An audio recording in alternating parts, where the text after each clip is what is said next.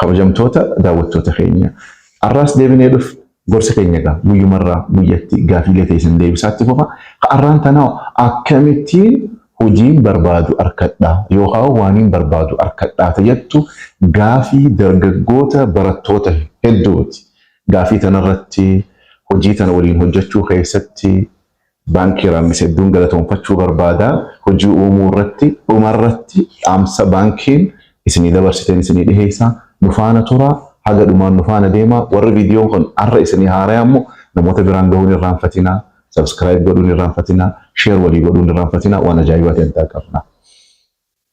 Hojii akkamittiin uummadhaa waan hin barbaadu akkamittiin arkadhaa arra wanni guddoon akkuma biyyaattu nu dhibee yookaan namni hedduun hojii arkachuu dhabee itti deemaa jiru waan taate sirriitti qaama qalbiidhaan yoo dandeessan qalamaa fi waraqaa qabadhaa qaama qalbiidhaan na dhagayaa karaa mata duree teenyatti hojii akkamittiin arkachuu danda'a hojii akkamittiin uummadha yoomni taniin itti qaxaramuun arkannoo taniin itti silaa hojjechuu qabu yookaan ifi uummachuu danda'u akkamittiin arkadha tayyattu irratti gaafiin duraa beekumsarraa haati.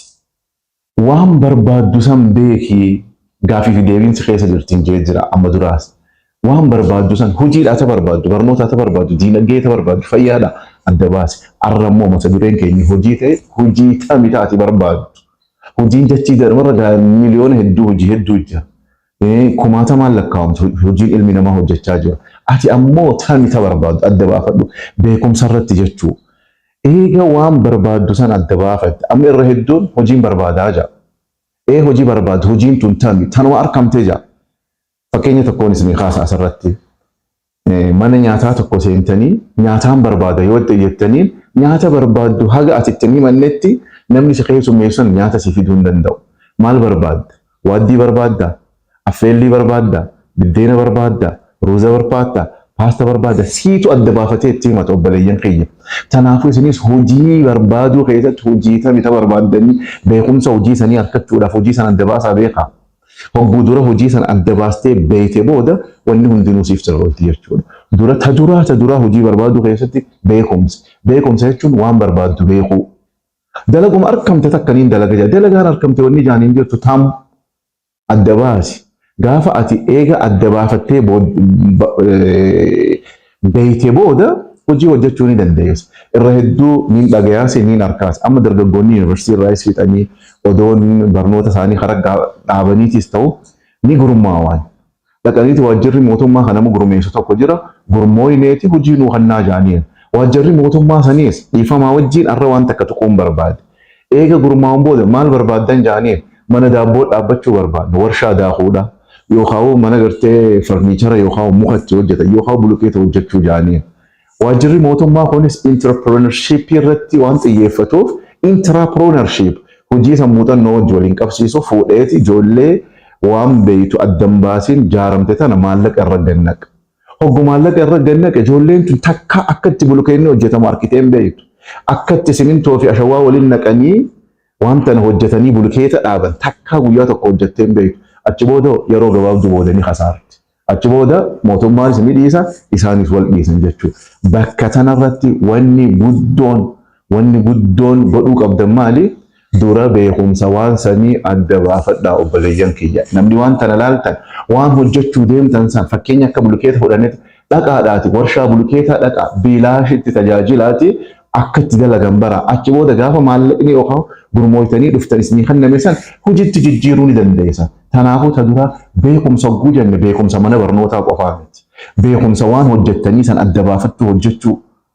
Maali wanni ati irratti hojii argachuu barbaaddu? Wahuma argite wanni jaan lafarra hin jiru. Kanaafuu qabxiin tun qabxiin akkaan anillee natti tolaa keessaa takka tana qabxii tana namarraan hin raanfatina beekumsa tana beeka. Ta biraa hoo hariiroo uummadhaa eenyu wajjiniin hojii dhabdummaa tiyyatana yookaan hojii uumuu danda'a hojii argachuu danda'a. Eenyu hojii argatta? Eessa bakka irraa argattu tun? Eessa jira namni sun? Eenyu? Argite? Eenyu? Eessa jira? Hariiroo isaanii wajji uumee hojii argachuu keessatti maal narraa barbaada? Ani maaliin isaan irraa barbaada? Isaan maal narraa barbaada? Adda baafadhaa hariiroodha takka. Neetwoorkii tajaajilanii jechuudha. neetwoorkii hojii argachuudhaaf isin gargaartu jechuudha. Teessaniituma hojiin barbaadaa.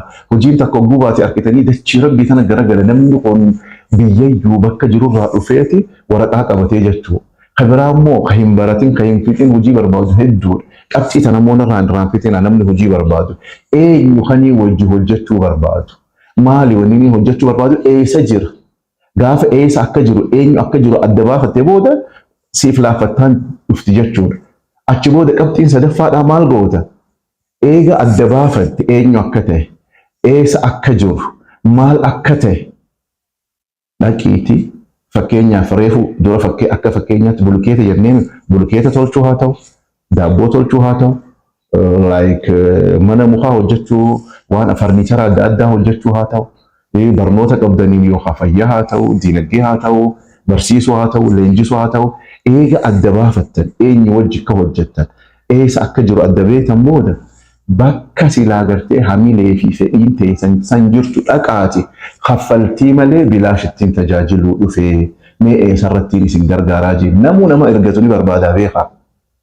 Isin bor waan san dhaabuu deemtanii dhaqaati mee eessarrattiin isin gargaara jaa kaffaltii takkaan maletti gadi godhadha hangaarraatu hojii dhabdanii gadi godhadhaati hojii san hojjedha. Guyyaa isin gadi godhattanii hojii san hojjettanii muuxannoo isaanirraa argattanii beekumsa isaanirraa argattan borummoo akka ta'e dhaabdu.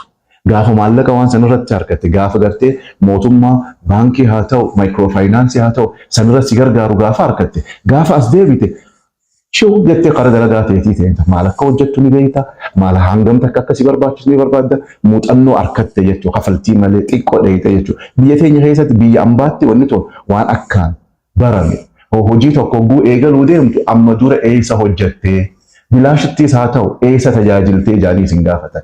Biyya teenyatti gaafiin akkasiin jirtu dargaggoonni hojii dhabneettan waan tana arrarraa eegalaati itti iflaalaa uumuu jalqabaa.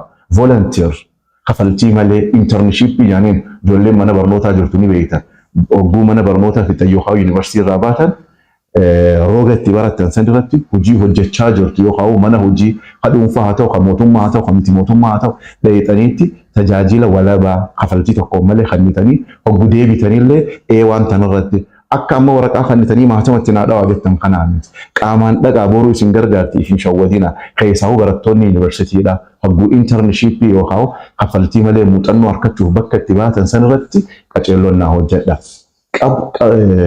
Qabxiin itti aantu ammoo eenyu wajjiin hojjedhe gaafiin xiyya sun naa deebiti. Akkaan reefu isiniin jeessan dhaabbata mootummaati moo dhaabbata dhuunfaati moo miti mootummaa moo abbaa qabeenyaati moo tunis adda baafachuun dirqama barbaachistuudha. Gaafii tanaas narraa hin dagatinaa. Eega tana adda baafattan booda qabxiin itti aantu hoo eeggataan ta'in gargaaraa ta'e bakka dheeyxe sanitti namni nama isa gargaaru namni hundi ni barbaada. Amala ajajamuudha. Boru deebiteeti warshaa yookaan dhaabbata guddaa bulchuu deemta gadi godhadhuuti. Amala nama tajaajiluudha. Amala boruuf si gargaaru kan namni hundi jaalatu. Kaffaltii siin kafalan shamarree bareedduu san ta'a ajajamtu san aboo hojii qaceelloo baruu jirti silaa isii tana asitti hambifanne silaa isa kana asitti hambifanne gurbaa gaarii kana akkasiin jaan jechuudha gargaaraa ta'e eeggataan ta'in bakka dheeyxe sanitti maallaqallee sii kafaluu baatan tuni maaliif boru hojii teetii fi si gargaartii jechuudha. Tabiraa ammoo akkuma social media keenya kaan irratti galgala isin barsiifna yookaan yaada isin barsiifne inni yeroo hunda dabarsaa jirtutti yaada uumuu jechuun koontentii fakkeenyaaf haasawaan akkanaan haasawuu kan yookaan immoo seenaa yaada adda addaa ka adda hin cinne kan namni irraa baratu gaafa nama tajaajilti hogguma dura lafaa kaatu jechuudha. Ummata tajaajiluudhaaf if qola odoon taane hawaasa tajaajiluudhaaf yoo lafaa kaate rabbillee si gargaara. Kanaafuu ganama hogguu lafaa kaate waan hawaasa gargaara. Arra maallaqa hin qabaatin boru wanta nogguun hojjedhe namoota hammanaan gargaara jii yaada lafa kaayyadhu koontentii yookaan yaada sanirra si gargaaru waan akka seenaadhaa, waan akka afaanii, waan akka hojii uumuu, waan akka kitaaba dubbisuu, waan akka barreessuu, waan akka editingii, waan akka viidiyoo adda addaa namoota booharsee barsiisuu irratti yoo xiyyeeffatte hojii uumuu ni dandeessa. Kanaafuu dhumarratti deebisaaniin isinii kan nijeessan baankiin raammis dargaggootaa wajjin shamarranii wajjin manguddoo wajjin hawaasaa wajji dalaga. Asirratti nama yaada gaarii qabu. Yaada gaarii jechuun yaadaan akka reefu isinitti hime achirratti faayinaansiin isin gargaaruudhaaf jechuudha. Yaada gaarii yoo qabaattan, mul'ata gaarii yoo qabaattan, waan lafa bu'ee baankiillee tajaajilee isinillee tajaajilee yoo qabaattan isin gargaaruudhaaf qophiidha jaanii sagantaa teenya tanallee isaantu sponsor nu godhe jechuudha. Bakka deemtanitti baankii kana fayyadamuun irraanfatinaa. YouTube keenya kana faana bu'uudha isin irraanfatinaa isiniifi hojii waliif fiduudhaaf yeroo hunda halkanii guyyaa hojjannaa. Dorsi keenya kaarraa sa'aatu nu deengessa asumarra dhuma nageenyaa jiraadha kabajaa fi jaalala guddoon isinii qabu.